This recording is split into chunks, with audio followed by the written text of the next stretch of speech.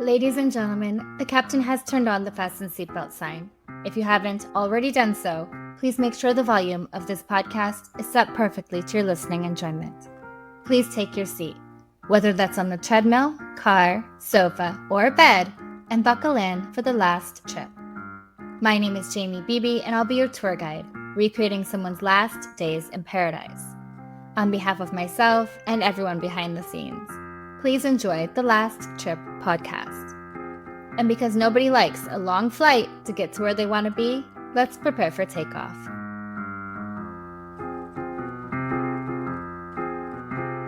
Today on The Last Trip, we're diving into the darker side of travel with someone who knows exactly where the bodies are buried, literally and figuratively.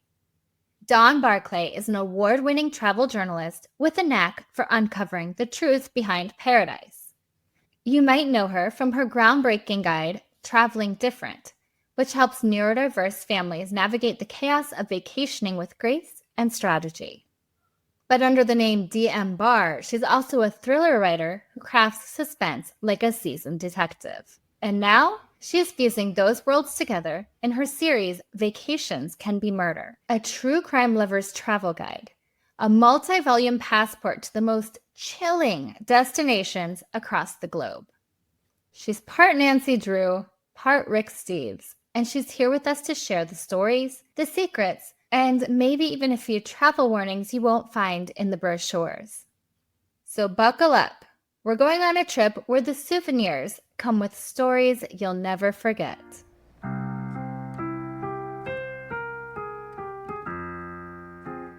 Dawn, welcome to The Last Trip. We're so happy to have you here. Well, thanks very much. It's a pleasure to be part of a podcast that kind of combines the vacation and the murder, even though we do it in different ways. I really think that our listeners are going to love what you're doing, and bringing this to them is going to be really fun. So let's dive in. You've been a travel journalist for a long time, but now you're diving into the true crime side of things. I got to ask you the question that I get all the time, which is, what made you decide to blend travel with true crime? What was that moment where that clicked for you? Well, I've been writing psychological thrillers and romantic suspense for quite a while, and I'd also been a travel journalist for a very long time. And I was at a conference in Minneapolis called BoucherCon, which is the World Mystery Convention. It's for fans and it's for writers. And I went on a true crime tour of Minneapolis and St. Paul, and I thought it was pretty interesting. And I wondered to myself, I wonder if anybody has written a book that combines or lists all the true crime tours around the world, around the country. And nobody had. And so that was the seed of the idea, because if no one's done it, and I think it's a good idea, then someone should. And I think it should be me. So that was the seed of the idea, and it grew from there. I love that. That's kind of how, in a way, how I started too, because I was like, I love true crime and I love travel. How do I work that together? And I realized when I was traveling all the time, I would look up the crimes in the area, who went missing, who got murdered. And I'm like, well, I can't be the only one doing this. That's kind of how it started for me too. So very similar.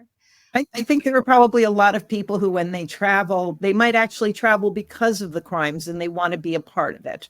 They want to see where it happened and feel closer to it and scope out the area, and sort of wrote it for those people, as well as people who are tombstone travelers and love going to cemeteries and seeing where people were buried, people who want to travel and see where the jails are and the people who are incarcerated there. And also people who are interested in the paranormal, since I list ghost tours and haunted restaurants and hotels too. I love ghost tours. I do ghost tours all the time. All the time. Those are so fun. And the paranormal, everything you're saying, I'm right on the same page with you. The first book in your series is A True Crime Lover's Travel Guide to New England, which is a rich, moody region. Love New England. I'm curious, why start there? Was it the history, the vibe, the cases, something else? It's a matter of being really anal and wanting to do things in order. And I figured I would start at the top right of the country and move down, and then start going to the Midwest and move down and then get to the West. So the next book is Mid-Atlantic States, New York, New Jersey, and Pennsylvania. That's coming out in August. And after that, in February, we should have the Capital Region. And then probably next September would be the South. Oh, wow. So you're going to hit the whole US. Yeah. What about other countries? Well, let's see where the contracts go. It depends if I'm contracted to write those or if I decide to self-publish those. This is going to be a 4-year project as it is doing the States. So let me see how I feel at the end of 4 years. I'm sure it's so much research. So much. Yeah, it is. And I say 10 books, but quite honestly, I've got the feeling that when I get to Texas, that might be its own book. Florida might be its own book. I've grouped together states that I think are going to work out together. But then when I started doing the Mid-Atlantic, that was supposed to include 6 states.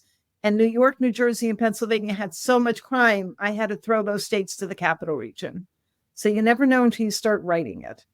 Or something like Alaska, where they've got a lot of paranormal things and crazy ghost things happening there. Yeah. Right now, I think I have Pacific Northwest combined with Alaska, but that may change too. I know that California will be its own book. There's a lot going on in California. Yeah. Yeah. I'm here. I see it all the time. There's a lot happening here. Yeah. When you were digging into the cases for New England, was there anything that really surprised you? Anything that stuck with you? Any cool things you can give us a teaser about? Well, I was surprised. I mean, I went to school in Connecticut for boarding school, and I went to college in Massachusetts, and I was totally ignorant of all the things that had happened there. And I was quite surprised just how much crime occurred in Massachusetts. It is significantly larger chapter than the rest of the book. Though there was a lot of mob violence in Rhode Island, also a lot of child abuse in Rhode Island that really saddened me. I can really be dispassionate about most of the crimes and separate myself and look at it as history and not feel anything. But when children or animals are involved, I get very, very upset. But that surprised me.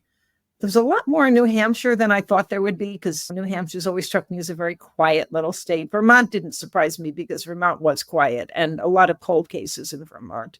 But I do think that each state has its own personality. And that was even true in Pennsylvania, a lot of mass shootings and a lot of anti-Semitism, which surprised me since it's a Quaker state.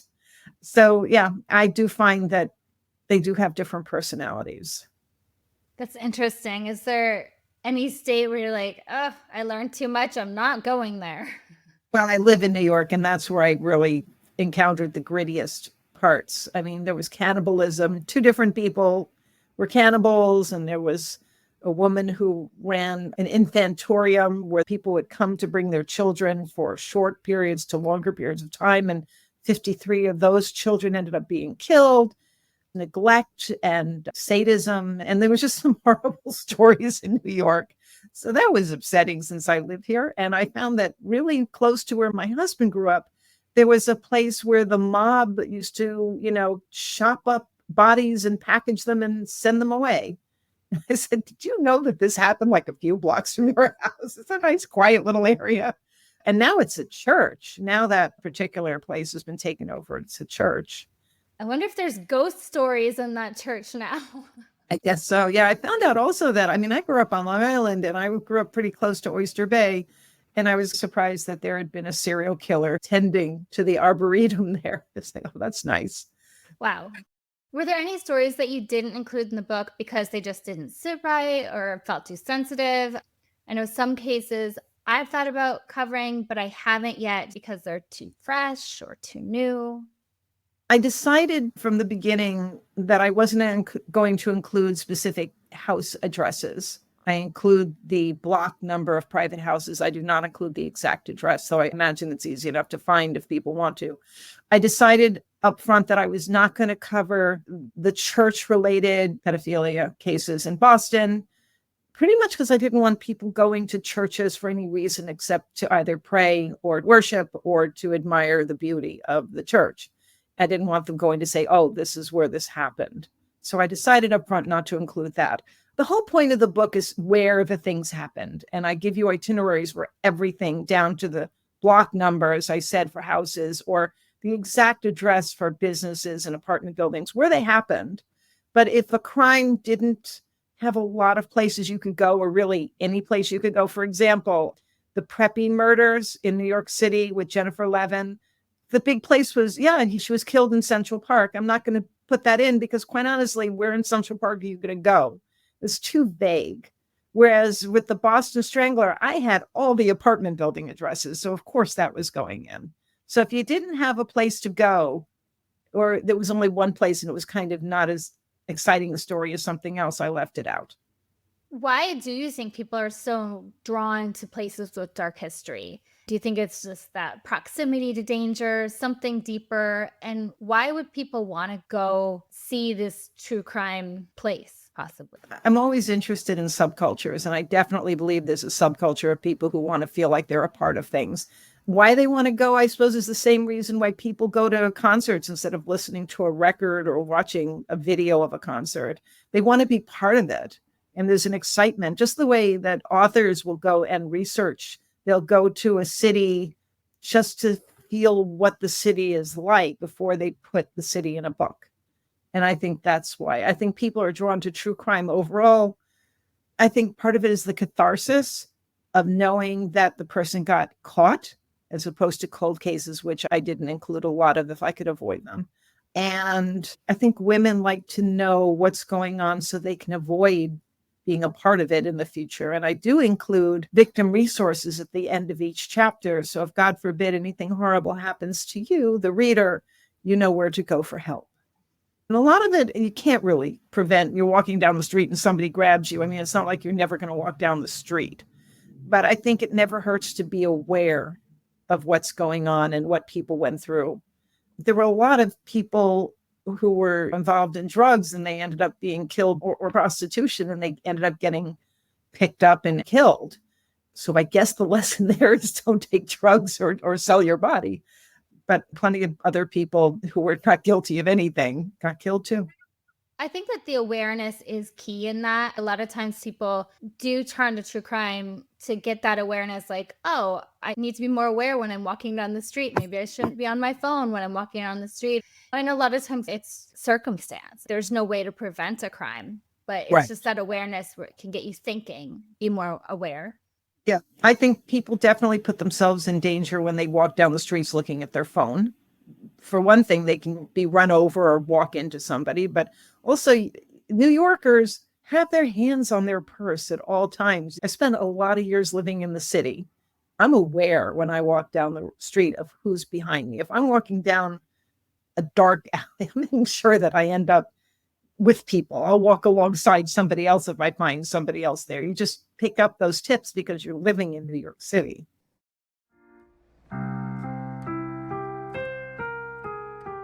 You have so many books coming out, this whole series, which I think is going to be awesome. Something to put on the shelf, a whole collectible thing. I used to do that with the Lonely Planet guidebooks. I love those books. I still have them all somewhere. They're probably quite out of date. Although something like this isn't going to go out of date. I can't wait to get a whole bunch of them and read them. Do you see doing a second volume and sweeping through again with newer crimes? You mean updating the ones I've already done? Let me get through the country first before I even think about that, because these are not the only books I'm doing right now. I also write fiction. I also do crime anthologies where I edit other authors' short stories and include my own. And I've got a bunch of those coming out. So let's wait on the updated ones. And I also include crimes from back in the 16 and 1700s all the way up to the present. So it was never going to be all inclusive. In fact, I say in the introduction, I apologize because I'm so obsessive compulsive. I'm apologizing that it's not comprehensive, but it is literally impossible with crime to be totally comprehensive. I am sure I'll leave out your favorite serial killer or your favorite haunted restaurant. There were some restaurants who didn't even want to be in the book. So what can you do? I say it's a sampling. I also include lists of other books you can read if you want to learn more about the crimes that I've summarized at the beginning of each chapter. And also, I will update probably in my blog. I have a Vacations Can Be Murder blog where I will find things that might have been left out of the book and include them. Or if readers want to send me stories about how they've gone on some of the itineraries or they've done their own true crime tours and include pictures, I'll be happy to interview them or publish what they've written because I'd like it to be crowdsourcing. Oh, that's great. You said your next one is in the Mid-Atlantic. You chose the 3 states. Are there any teasers, any cool stories you can tease us with from those? Well, Albert Fish, he's perhaps the most grisly. There's quite a bit of crime also in Poughkeepsie. And I'm going to be going on a couple of tour dates with a woman named Jody Millman, who has fictionalized a lot of the Poughkeepsie crime. And also, when I go out, I'll be with David Bushman, who has actually researched true crime in Schenectady. So we'll be speaking at Bridgeport Library in Connecticut on the 31st of May. And I hope we'll have other dates too. And so I hope to go on the road more in the fall with the New York, New Jersey, and Pennsylvania. It's harder for me to do New England, although I can do Connecticut, because it's going all the way up, say, to Maine. People in Maine ask me to come, and unless I have a lot of stops when I'm there, it's very difficult to do. That makes sense. Research meets reality. You're getting out there and seeing the places and moving around. If they're 4 or 5 hour drive, I want to have a lot of places to go to. I am going to be going down to Florida next week, and we're driving, and I'm going to be stopping at haunted restaurants along the way so I can take some pictures and see if I see any ghosts and include those in the book. Oh, that sounds fun.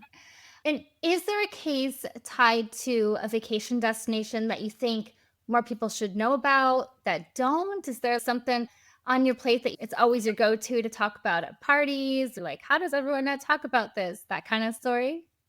Well, I think that Boston has a lot going on. I went to school in Boston, but I think a lot of people go to Boston just because it's such a cool city. They may go to check out colleges. They may be going out just to have great food. They may be stopping there on their way to Cape Cod. There's a lot of crime that was in Cape Cod and a lot of crime that was in Boston. I really like the story of Charles Ponzi. I admired his tenacity because he just never stopped conning people. And you have to admire persistence. True. Very true. Tell me a little more about him in case people don't know. Well, do you know what a Ponzi scheme is? It's a scheme like Yes. Madoff had where you take money from some people to pay off other people. He, and I believe it was the 1920s, he had a scam with stamps and prepaying stamps for foreign countries. It's written better in the book than I'm going to tell you now because I'm 2 books ahead.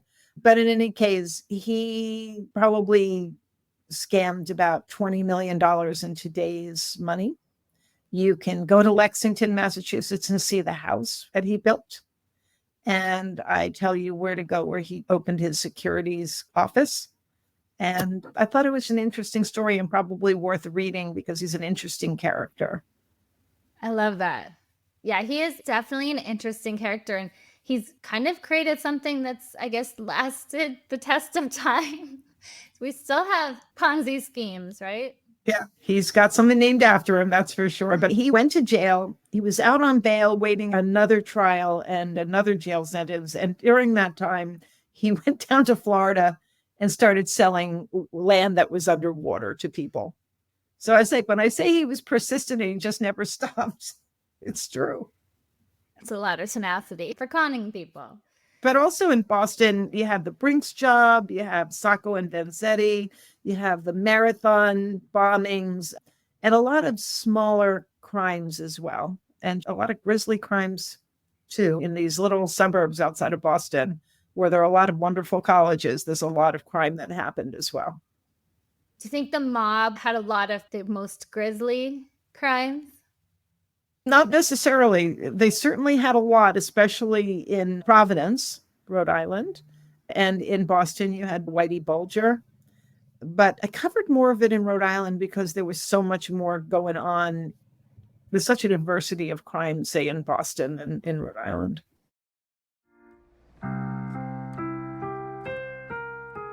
Before we let you go on any further, I do want to tell listeners where we can find your books, where we can stay updated on your work, what's next in the series, your blog. Give me all the lowdown, all the details.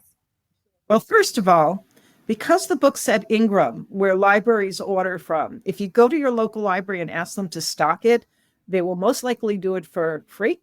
And that's one way for people to read it. It's also available in both ebook and paperback. Amazon, Barnes and Noble, Kobo, bookshop.org, where you can patronize your local bookstore. They may not have it on the shelves, but they can order it because it's available to them. And my blog is vacationscobemurder.com. If you're interested in my fiction, that's DM Barr. That's D like David, M like Mary, Barr, BARR.com. And you can read all about my fiction, my anthologies as well. I'm also on social media. You can find me at author DM Barr on Instagram. You can find me on TikTok and Facebook. And let me see the cover of that again. I love the cover. It's definitely something I would pick up. I would imagine that in the upcoming versions or editions, the words will change on the caution tape and maybe the colors will be different, but they should all have this same look to them. And it's a thick book. It's like 438 pages. The bibliography alone is about 40 pages, about 500 entries. I spent a lot of time researching this book. You did. There's so much research that went into it. How much research? How many hours would you say you spent on research for that book? I will tell you, it takes me about a month to do each state. So it was 6 months of research and writing, because the writing, it's not creative writing, it's like history writing. So most of it's the research and the organization of the material. And then it takes me a month just to fact check because there's so much work involved in fact checking it. So about 6 months per volume. I know when I do research for a case, I get so submerged into it. Like I live in that case. So for you to live in this state for a month and then write it for another 6 months and all that, that must have just been all encompassing. It was. And then when you're organizing the itinerary, since I break each state up into different portions, and I maybe give you 4 or 5 itineraries per state where you can cover in bringing all the different aspects of the book together.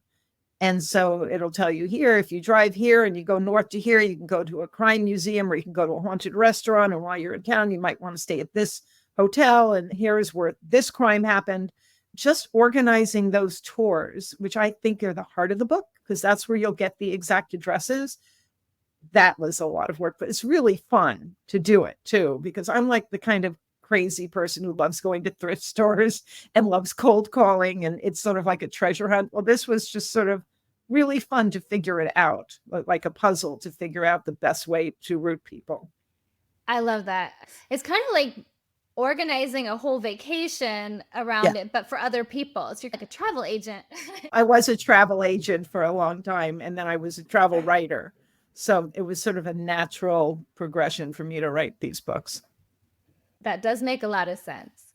Now, finally, if someone does pick up your book, whether they are a hardcore true crime fan or just love a good off the beaten path adventure, what is the one thing that you hope everybody can take away from reading this book?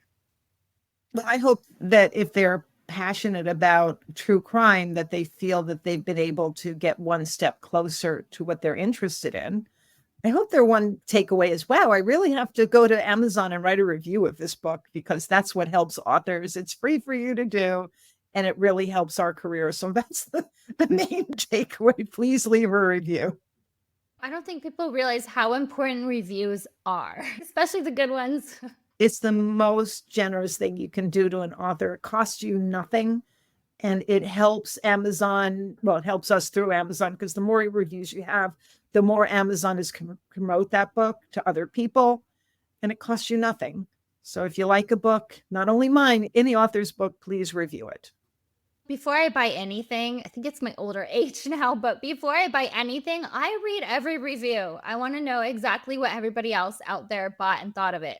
Yeah. And you go to the 1-star reviews too to see what they think. And I do that. Always. I'll read the worst review and I'll read the best review. And then I'll generally go by what the 3-star reviews say. Always. And I do that especially with traveling, because that's where you find the safety issues or the problems, the real big problems. And then you get the reviews where like, it was raining the whole time I was here. I hated it. And it's a 1-star review. Yeah, not the fault of the writer. Exactly.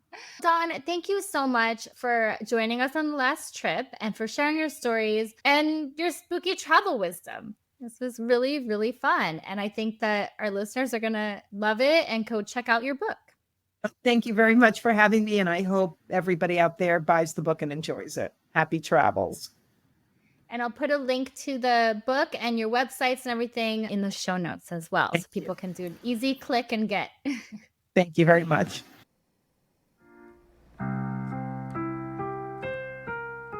From scenic views to sinister paths, every destination has its secrets. And thanks to Don Barclay, we now know just how many of those secrets are hiding in plain sight. Whether you're booking your next getaway or just dreaming about escape, Vacations Can Be Murder reminds us that the most beautiful places sometimes come with the darkest backstories.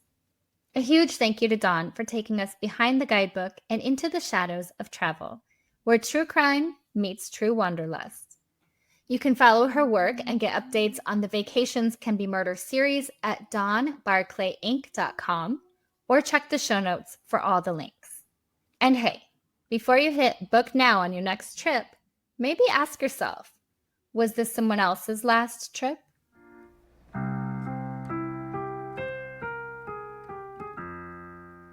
And finally, remember to leave a review and rate this podcast 5 stars if you like the show, or hell, even if you don't. But either way, feel free to let me know what you think. Please follow The Last Trip on Instagram at The Last Trip Crime Pod, and subscribe on Patreon to support the show. You'll get extra research, videos, photos, and updates, and even learn more about my personal travels. That's patreon.com/thelasttrippodcast. I'm Jamie Beebe, bringing you your last trip and signing off until the next one. Thanks for listening.